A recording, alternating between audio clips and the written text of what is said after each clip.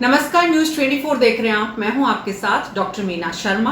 राजनीति में कुछ किरदार ऐसे होते हैं जो हमेशा सुर्खियों में रहते हैं, चाहे वो कुछ करें या नहीं करें। दोनों ही स्थिति में उनका कुछ करना भी हेडलाइन बनता है और उनका कुछ नहीं करना भी। उन्हीं नामों में से एक है राजस्थान की पूर्व मुख्यमंत्री वसुंधरा राजे।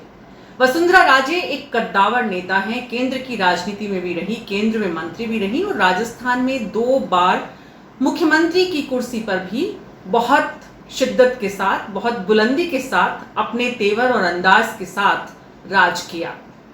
लेकिन राजस्थान की राजनीति में वसुंधरा राजे पिछले लंबे समय से हाशिए पर है।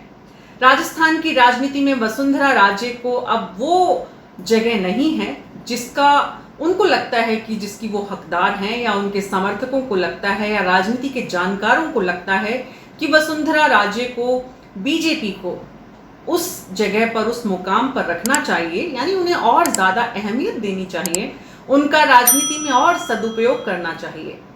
लेकिन राजस्थान की राजनीति में चाहे विधानसभा के चुनाव हुए, चाहे लोकसभा के चुनाव हुए, वसुंधरा राजे फ्रंट फुट पर नहीं रही। विधानसभा के चुनाव में उन्हें एक उम्मीद थी, वो लगातार मैदान में डटी रही और उनकी कोशिशें रही कि सत्ता में किस तरह से वो अपनी जगह कायम कर पाए। लेकिन बीजेपी को पूर्ण बहुमत मिला और बीजेपी ने पहली बार के विधायक भजनलाल शर्मा को मुख्यमंत्री बनाया।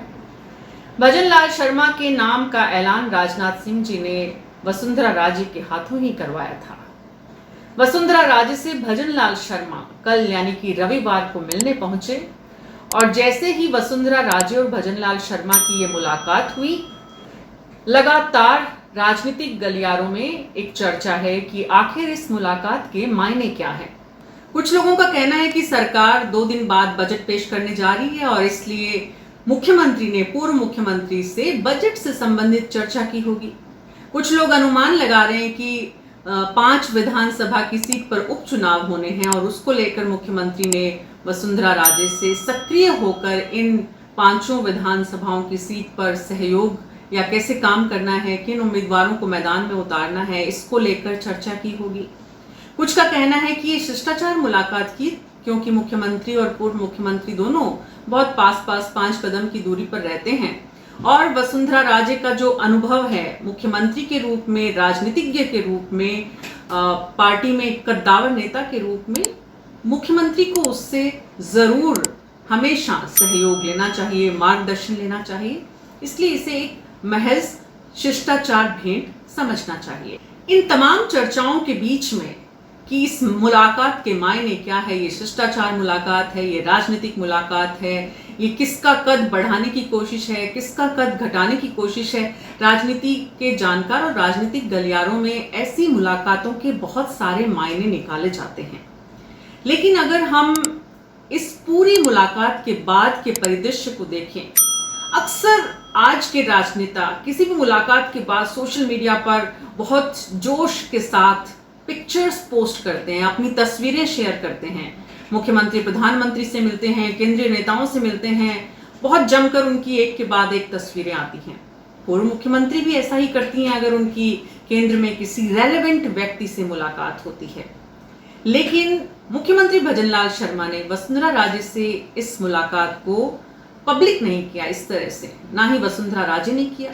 वसुंधरा राजे की सोशल मीडिया पर जब हमने कल की इस मुलाकात की कुछ जानकारी खंगालनी चाहिए तो उनकी संडे मॉर्निंग वॉक की बड़ी अच्छी खूबसूरत तस्वीरें हैं किशन बाग की। जयपुर में ही वो मॉर्निंग वॉक का लुत्फ उठाती हुई नजर आ रही।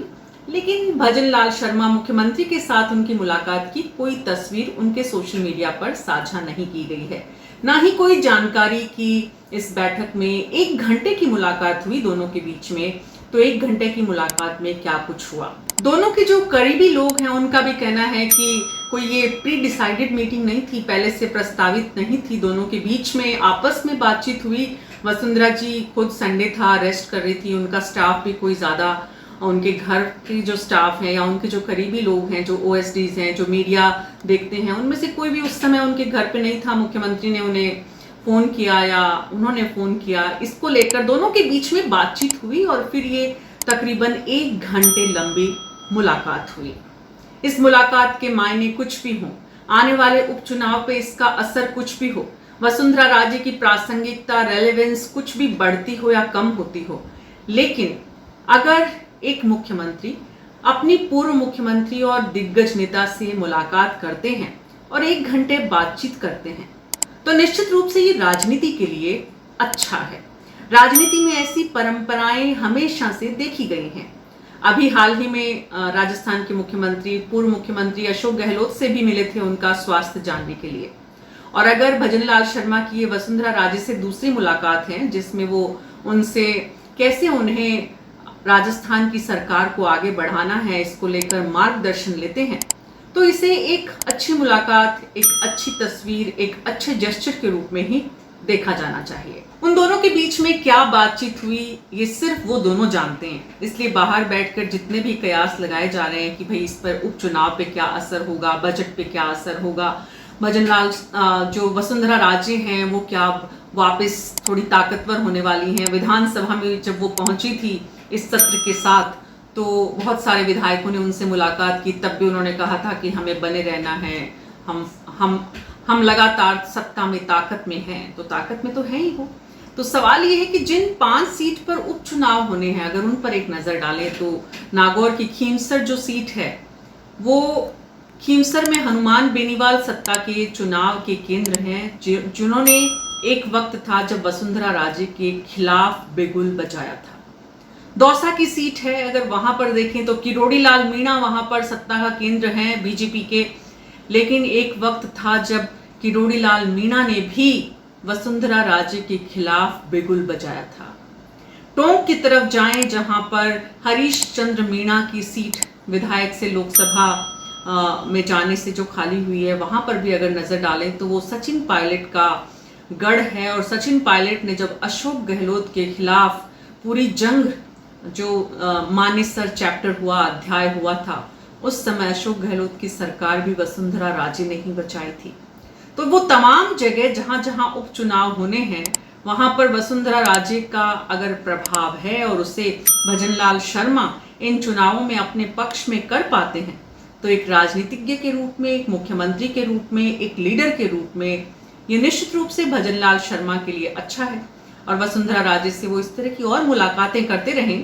केंद्र में उन पर इन मुलाकातों का क्या रिएक्शन होगा, किस तरह से होगा, इन सब बातों पर भी ध्यान दिए बिना अगर भजनलाल शर्मा अपनी खुद की मजबूती को और ज्यादा आगे बढ़ाते हुए अपने वरिष्ठ नेताओं को साथ ले पाते हैं, साथ लेने की कोशिश करते हुए नजर आते हैं, तो निश्चित रूप से ये बर्फ पिघलनी चाहिए जो इस वक्त बहुत ज्यादा जमी हुई है।